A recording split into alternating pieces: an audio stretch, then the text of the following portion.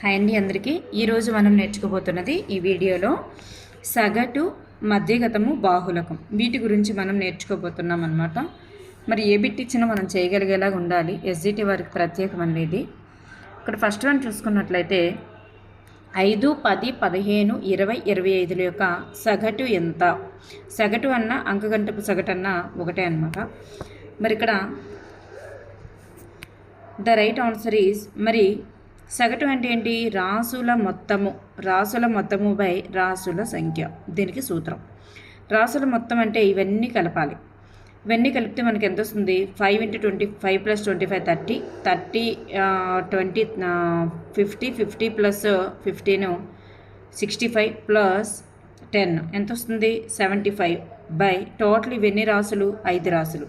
So 75/5 అంటే 5 5 75 5 15 75 కాబట్టి 15 అనేటటువంటిది రైట్ ఆన్సర్. నెక్స్ట్ వన్, దత్తాంశం యొక్క మధ్యగతం ఎంత? మధ్యగతం అంటే ఏం చేస్తాం మనం? ఇది ఇదండి, అది నెంబర్ కిందకి రాదు. ఒక్కొక్కసారి మీరు మిస్టేక్ చేయొద్దు. ఇలాంటి ఇది నెంబర్ కింద వస్తుందేమో అని చక్కన కౌంట్ చేయడం అట్లా చేయకూడదు. మరి దత్తాంశం యొక్క మధ్యగతం ఎంత? మధ్యగతం ఎంత అంటే మరి ఇచ్చినటువంటి దత్తాంశాన్ని అవరోహణ లేదా ఆరోహణ అంటే చిన్న నుండి పెద్దకి కానీ పెద్ద నుండి చిన్న కానీ ఎలాగైనా సరే ఒకలాగా పేర్చాలి. మరి పెద్ద నుండి చిన్నకి ఫస్ట్ చిన్న నుండి పెద్దకి పేర్చుదాం. 3, 5, 9, 12, 15 ఇట్లా పేర్చేటప్పుడు మరి మధ్యలో వచ్చేటటువంటి అంటే ఇటు నుంచి తీసినా ఇటు నుండి సమానంగా కట్ చేసేయాలి. సమానంగా కట్ చేసుకుంటూ పోయినప్పుడు మరి మధ్యలో ఏర్పడేటటువంటి నెంబర్ ఏదైతే ఉంటుందో దానిని మధ్యగతం అంటారు. బై సపోజ్ మధ్యలో 2 నెంబర్స్ వచ్చాయనుకోండి ఇట్లా, అప్పుడు ఏం చేస్తామంటే వీటి యొక్క సగటు తీసుకుంటాం. సగటు తీసుకొని అప్పుడు 17/2 అంటే 8.5 అనేటటువంటిది వస్తుంది. అలా మనకు వస్తుంది అనమాట. ఇక్కడ మాత్రం మధ్యగతం 9 అవుతుంది. నెక్స్ట్ వన్, దత్తాంశంలో బాహుళకం ఎంత? బాహుళకం అంటే ఏంటి? దత్తాంశంలో ఏ నెంబర్ అయితే అత్యధిక సార్లు రిపీట్ అయిందో దాన్నే బాహుళకం అంటారు. మరి ఏ నెంబర్ అత్యధిక సార్లు రిపీట్ అయింది? 2 అనేటటువంటి నెంబరు ఎక్కువ సార్లు రిపీట్ అయింది కాబట్టి 2 అనేది రైట్ ఆన్సర్. నెక్స్ట్ వన్, మొదటి 10 సంఖ్యల యొక్క సహజ సంఖ్యల యొక్క సగటు ఎంత? 10 సహజ సంఖ్యల యొక్క సగటు ఎంత అంటే 10 సహజ సంఖ్యల సగటుకి సూత్రం ఏంటి మనకి తెలుసు కదా. 10 సహజ సంఖ్యలకు సూత్రం అంటే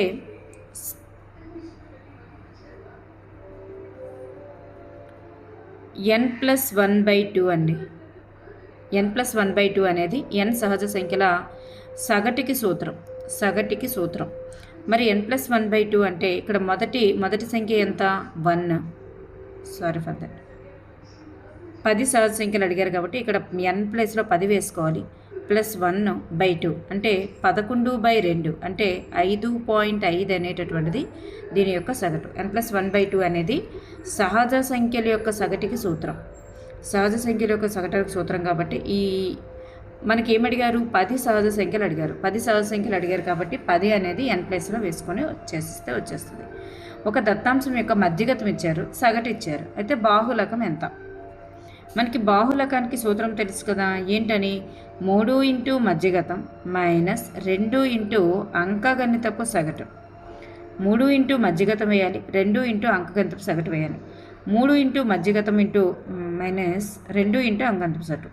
మధ్యగతం ఎంత ఇచ్చారు? 3 × 10 -2 × సగటు ఎంత ఇచ్చారు? 8. 3 × 10 అంటే 30 -2 × 8 అంటే 16. So 14 is the right answer అనమాట. 14 అనేది రైట్ ఆన్సర్. 5 సంఖ్యల సగటు 20. ప్రతి సంఖ్యకు 5 కలిపితే వచ్చేటటువంటి కొత్త సగటు ఎంత? 5 సంఖ్యల సగటు 20 అయినప్పుడు ప్రతి సంఖ్యకు 5 కలపగా వచ్చే కొత్త సగటు అని అడిగేటప్పుడు ఏం చేయాలంటే ఈ సగటుకి పాత సగటుకి ఈ +5 కలిపేయడమే. పాత సగటు ఏదైతే ఉందో దానికి ఎంతైతే కలపాలన్నారో ఆ కలిపేయడమే. వచ్చేటటువంటిది కొత్త సగటు అనేది వస్తుంది. 25 అనేది కొత్త సగటు. ఒక తరగతిలోని 40 మంది విద్యార్థుల యొక్క సగటు మార్కులు 50. అయితే మార్కుల మొత్తం ఎంత? మనకి సగటుకి సూత్రం తెలుసు కదా.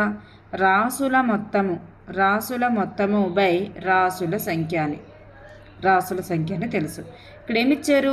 40 మంది విద్యార్థులు ఇచ్చారు, అంటే రాసుల సంఖ్య ఇచ్చారు, మరి సగటు ఇచ్చారు, రాసుల మొత్తం కావాలి. ఈ రాసుల మొత్తం కావాలంటే ఏం చేయాలి? ఈ రాసుల సంఖ్యని తీసుకొచ్చేసి ఈ రాసుల సంఖ్యని అటు పంపిస్తాం. పంపిస్తే ఏమవుతుంది? ఇక్కడ డివిజన్లో ఉన్నటువంటిది ఇటు పంపిస్తే గుణిస్తుంది అన్నమాట. సో రాసుల సంఖ్య ఇంటూ సగటు. రాసులు మొత్తం కావాలంటే మనం ఏం చేయాలి? రాసుల సంఖ్య ఇంటూ సగటు చేయాలి. అంటే రాసుల సంఖ్య ఎంత? 40 మంది అన్నారు కాబట్టి అది రాసుల సంఖ్య. మరి సగటు ఎంత? 50. సో 2 5 రెళ్ళ 4 5ల 20, ఇవి 2 సున్నాలు కాబట్టి 2000 అనేటటువంటిది right answer. Next one 6 7 x 12, 6 7 x 12. సంఖ్యల యొక్క సగటు 9 అయితే x విలువ ఎంత? సగటు 9 అంటే రాసుల మొత్తము బై రాసుల సంఖ్య ఎంత? 4. రాసుల మొత్తం వేద్దాం. 6 + 7 + x + 12. ఇది ఎంతకు సమానం అంటే సగటుకు సమానం కదా. సగటు 9. రాసుల మొత్తము బై రాసుల సంఖ్య వేసాం. సగటు = రాసుల సంఖ్య మొత్తము బై రాసుల సంఖ్య. అప్పుడు ఈ 4 డివిజన్లో ఉంది కదా, ఈ 4 డివిజన్లో ఉన్నదాన్ని ఇటు పంపించేద్దాం. అప్పుడు ఏమవుతుంది? మల్టిప్లికేషన్ అవుతుంది. అంటే 36 ఇప్పుడు ఇవి ప్లస్లో ఉన్నవన్నీ కలపండి. అప్పుడు ఇది 13 + 12, 13 + 12 ఎంత అవుతుంది? 25 అవుతుంది. 25 + x. మరి x వాల్యూ మనకు కావాలి కాబట్టి x ఇటు ఉంచేసి ఈ +25ని ఇటు తెద్దాం. +25 ఇటు తెస్తే ఏమవుతుంది? ఈక్వల్స్టీకి ఇటువైపు +25 తీసుకొస్తే -25 అవుతుంది. అప్పుడు 36లో 25 తీసినప్పుడు మనకి x అనేది వస్తుంది. సో x వాల్యూ 11 అనేటటువంటిది రైట్ ఆన్సర్. నెక్స్ట్ వన్ ఒక దత్తాంశంలో అన్ని రాసులు సమానంగా ఉంటే వాటి సగటు మధ్యగతం బాహుళకంలో ఎలా ఉంటాయి? ఒక దత్తాంశంలో అన్ని రాసులు సమానమే అనుకోండి. బై సపోజ్ 5 5 5 5 5 ఇట్లా ఇచ్చారనుకోండి. వాటి సగటు ఎంత వస్తుంది? 5 సంఖ్యలు 25/5 అంటే సగటు 5 వచ్చింది. మరి మధ్యగతం కూడా 5 వస్తుంది. మరి అన్నింటినీ మధ్యలో పెట్టినా కానీ బాహుళకం అంటే అన్నిసార్లు అదే రిపీట్ అయింది కాబట్టి బాహుళకం కూడా అదే వస్తుంది. సో అన్నీ ఏమవుతాయంటే అన్నీ కూడా సమానంగా ఉంటాయి. దాని యొక్క సగటు మధ్యగతం బాహుళకంలో కూడా సమానంగానే ఉంటాయి. 20 సంఖ్యల సగటు 35. ప్రతి సంఖ్యను 2చే గుణిస్తే వచ్చేటటువంటి కొత్త సగటు ఎంత? 20 సంఖ్యల సగటు 35 అయితే మరి ప్రతి సంఖ్యను 2చే గుణిస్తే వచ్చే కొత్త సగటు ఏమవుతుందంటే ఈ పాత సగటుని 2చే గుణించేయడమే. సో 70 అనేది రైట్ ఆన్సర్. అదే కొత్త సగటు అవుతుంది. 9 సంఖ్యల సగటు ఇచ్చారు. ఒక సంఖ్యను తొలగించడం వల్ల సగటు 38 అయింది. అయితే తొలగించిన సంఖ్య ఎంత? 9 సంఖ్యల సగటు 40. ఒక సంఖ్యను తొలగించడం వల్ల సగటు 38 అయిపోయిందంట. చూడండి, 9 సంఖ్యల సగటు కనుక చేస్తే ఇలా ఏదో కొన్ని సంఖ్యలు ఇచ్చారు, దాని యొక్క సగటు చేస్తే 40 ఒరిజినల్గా. అందులో ఒక సంఖ్యను తొలగించడం వల్ల ఏదో ఒక సంఖ్యను తొలగించారు అంటే అప్పుడు 8 సంఖ్యలే ఉంటాయి అక్కడ. ఏదో ఒక సంఖ్యను తొలగించడం వల్ల వాటి సగటు అనేది 38 అయిందంట. అంటే ఇక్కడ 9 సంఖ్యల సగటు 40, కానీ ఒక సంఖ్యను తొలగించడం వల్ల అక్కడ మారినవి 8 సంఖ్యలే. ఆ 8 సంఖ్యల సగటు అనేది 38.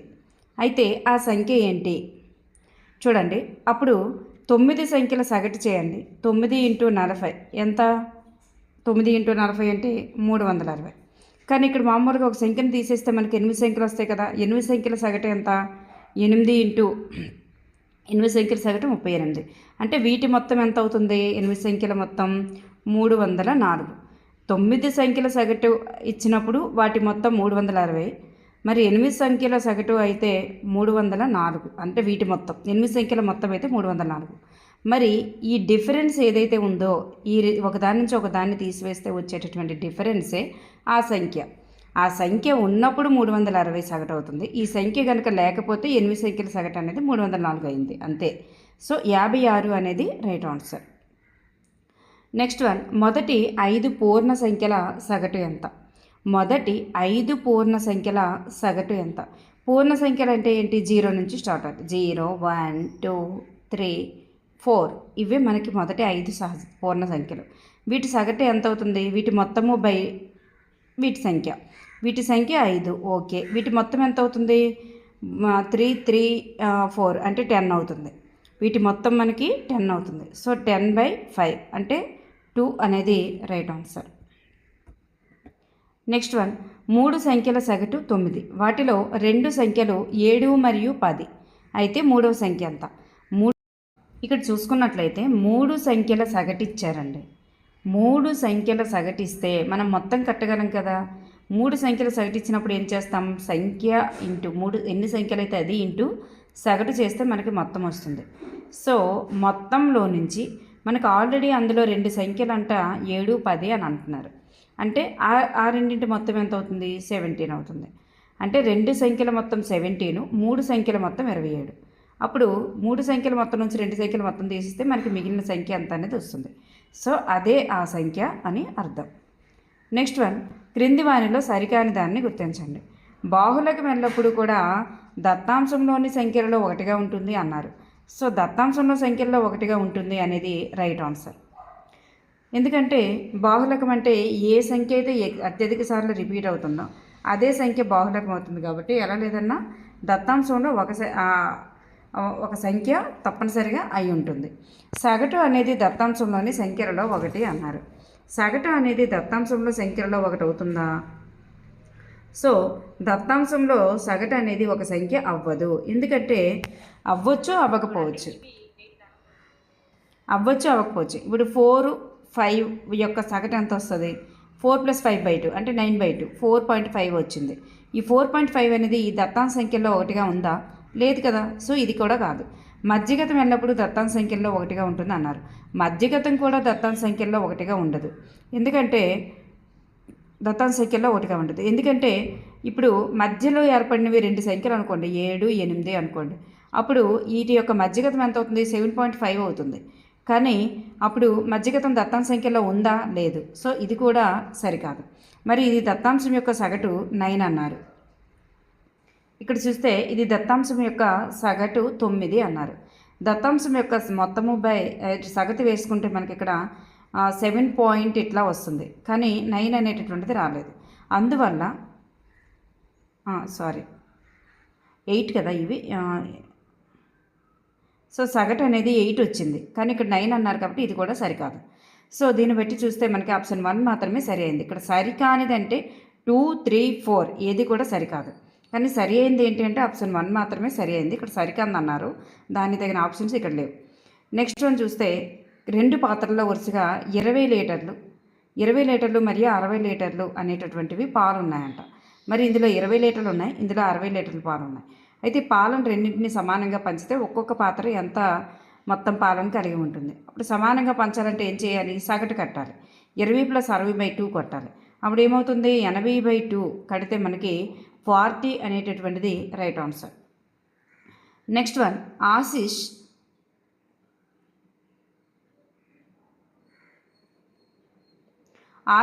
3 వరుస రోజుల్లో వరుసగా 4 గంటలు, 5 గంటలు, 3 గంటలు పాటు చదువుతాడంట. అయితే అతడు సగటున ఎన్ని రోజులు చదువుతాడు? అప్పుడు దీనికి మనం చూసుకున్నట్లయితే దాన్ని కూడా సగటే. 4 + 3 + 5/3 అప్పుడు ఏమవుతుంది? 12/3 అంటే 4 గంటలు. అంటే రోజుకి 4 గంటల చొప్పున చదువుతున్నట్లుగా అర్థం అన్నమాట. నెక్స్ట్ వన్, ఒక బ్యాట్స్మెన్ 6 ఇన్నింగ్స్లో చేసినటువంటి పరుగుల సంఖ్య క్రింద ఇవ్వబడ్డాయి. 36, 35, 50, 46, 60, 55. అయితే ఇందులో ఒక ఇన్నింగ్స్లో అతడు చేసినటువంటి పరుగుల సగటు ఎంత? అయితే వీటి యొక్క సగటు ఎంత అని 36, 35, 50 అలాగే ప్లస్ 46 + 60 + 55/6. వీటి యొక్క మొత్తం ఎంత? వీటి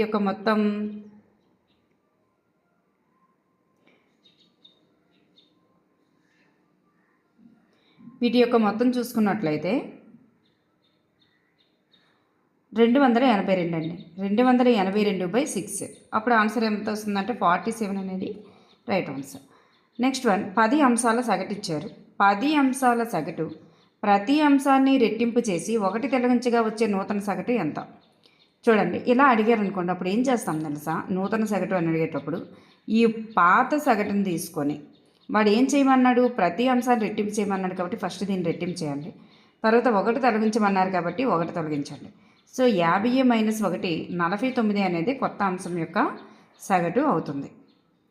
నెక్స్ట్ వన్ 10 అంశముల సగటు 20, మరి 30 అంశముల సగటు 60. అయితే మొత్తం దత్తాంశం యొక్క సగటు ఎంత? దీన్ని ఇట్లాంటి బిట్ ఇచ్చేటప్పుడు ఏం చేయాలంటే దీన్ని n1 అంటారు, దీన్ని x1 అంటారు, దీన్ని n2 అంటారు, దీన్ని x2 అంటారు. అప్పుడు ఏం చేయాలంటే n1 x1 plus n2 x2 by n1 plus n2 ఇట్లా వేసుకోవాలి. అప్పుడు వేసినప్పుడు ఏమవుతుంది, n1 x1 అంటే 10 × 60 20, 10 × 20 ప్లస్ 30 × 60 30 × 60 బై 10 ప్లస్ 30 ఇట్లా వేసుకునేటప్పుడు 10 × 20 అంటే 200, 30 ప్లస్ 60 అంటే 1800. 200 1800 ఎంత అవుతుంది? 2000 అవుతుంది. 2000 బై కింద ఎంత వచ్చింది? 40. అప్పుడు మనకి 50 అనేటటువంటిది రైట్ ఆన్సర్. నెక్స్ట్ వన్ 20 రాసుల సరాసరి నుండి వాటి విచలనాల మొత్తం 100. అయితే విచలనాల యొక్క సరాసరి ఎంత? మొత్తం ఇచ్చినప్పుడు రాసుల సంఖ్య ఇచ్చినప్పుడు మనం సరాసరి కట్టలేమా? సరాసరి అంటే రాసుల మొత్తం రాసుల సంఖ్య కాబట్టి సో 5 అనేది రైట్ ఆన్సర్. నెక్స్ట్ వన్ మొదటి n సహజ సంఖ్యల యొక్క సగటు ఇచ్చారు. అయితే n విలువ ఎంత? n విలువ ఎంత అని అంటే అర్థం ఏంటంటే ఎన్ని సంఖ్యల సగటు 15 అవుతుందని అర్థం. ఎనీహౌ మొదటి n సంఖ్యల సగటు ఇచ్చారు కాబట్టి n సహజ సంఖ్యల సగటుకి సూత్రం ఏంటి? n+1/2. అది ఎంతకి సమానం అంటే 15కి సమానం. సో 15కి సమానం. ఇక్కడ 2 అనేటటువంటిది భాగిస్తుంది, అటు పంపిద్దాము గుణిస్తుంది. So n+1 = 30. ఈ +1 తీసేసి అటు పంపిస్తే -1. n = 29 అనేది రైట్ ఆన్సర్. నెక్స్ట్ వన్ 9 రాసుల అంకగణితపు సగటు 38గా లెక్కించబడిందట. కానీ అట్లా లెక్కించడంలో 72ను పొరపాటుగా 27ని వేసేసాడంట. అలా లెక్కిస్తున్నప్పుడు ఈ 9 రాసుల సగటు లెక్కిస్తున్న సమయంలోనే ఈ 9 రాసుల సగటు వేశాడు 9 అని. ఇట్లా వేసినప్పుడు ఏం చేశాడంట, ఒక చోట 72 అని వేయకుండా 27 అని వేస్తాడు. అంటే ఏం చేశాడు, 72 వేయడానికి బదులుగా 27 వేశాడంటే ఈ 72కి 27కి తేడా ఎంత? 45. అంటే 45 తక్కువ చేసి వేస్తాడు. అంటే ఏం చేయాలి వాడు? 45 అనేటటువంటి దాన్ని కలపాలి. 45 తక్కువ చేసి వేస్తాడు కాబట్టి ఈ మొత్తానికి 45 కలిపేసి మళ్ళీ సగటు కట్టాలి. అంటే ఈ మొత్తానికి 45 వేసి సగటు కట్టాలి కాబట్టి ముందు వీటి మొత్తం కట్టాలి.